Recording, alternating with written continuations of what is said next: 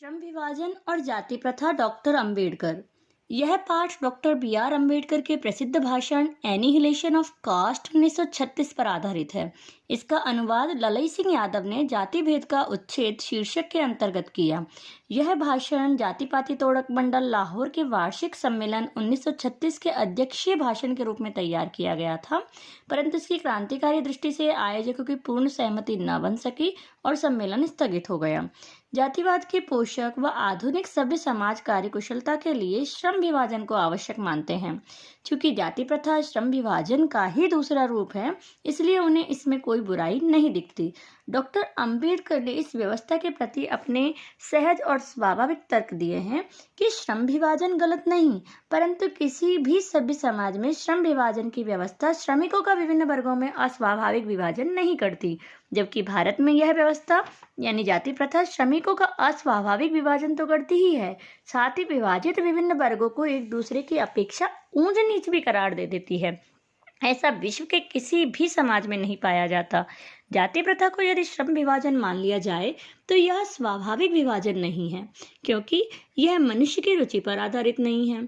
इससे मनुष्य के प्रशिक्षण अथवा उसकी निजी क्षमता का विचार किए बिना दूसरे ही दृष्टिकोण, जैसे माता पिता के सामाजिक स्तर के अनुसार पहले से ही अर्थात गर्भधारण के समय से ही मनुष्य का पेशा निर्धारित कर दिया जाता है, जैसे पंडित का बेटा पंडित आदि। जाति प्रथा पेशे यानी व्यवसाय का दोषपूर्ण पूर्व निर्धारण कर देती है।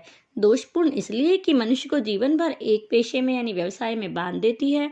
भले ही पेशा अनुपयुक्त या अपर्याप्त होने के कारण उसे भूखा मरना पड़े, परंतु व्यवसाय बदलने की अनुमति नहीं है। उद्योग धंधों की प्रक्रिया व तकनीक में निरंतर विकास और कभी कभी अकस्मात परिवर्तन हो जाता है, जिसके कारण मनुष्य को अकस्मात अपना पेशा बदलने की आवश्यकता पड़ सकती है। परंतु हिंदू धर्म की जाति प्रथा किसी भी व्यक्ति को ऐसा पेशा चुनने की अनुमति नहीं देती है जो उसका पैतृक पेशा ना हो, भले ही वह उसमें पारंगत हो। इस प्रकार पेशा परिवर्तन की अनुमति न दी जाने से जाति प्रथा भारत में बेरोजगारी का एक प्रमुख व प्रत्यक्ष कारण बनी हुई है। श्रम विभाजन की दृष्टि से भी जाति प्रथा गंभीर दोषों से युक्त है, क्योंकि जाति प्रथा का श्रम विभाजन मनुष्य की स्वेच्छा पर निर्भर नहीं रहता। मनुष्य की व्यक्तिगत भावना तथा व्यक्तिगत रुचि का इसमें कोई स्थान नहीं होता। पूर्व लेख अर्थात भाग्य ही इसका आधार है। इस आधार पर डॉक्टर अंबेडकर जी कहते हैं कि हमें यह स्वीकार करना पड़ेगा कि आज के उद्योगों में गरीबी और उत्पीड़न इतनी बड़ी समस्या नहीं है, जितनी यह है कि बहुत से लोग निर्धारित कार्य को अरुचि के साथ केवल विवशतावश करते हैं।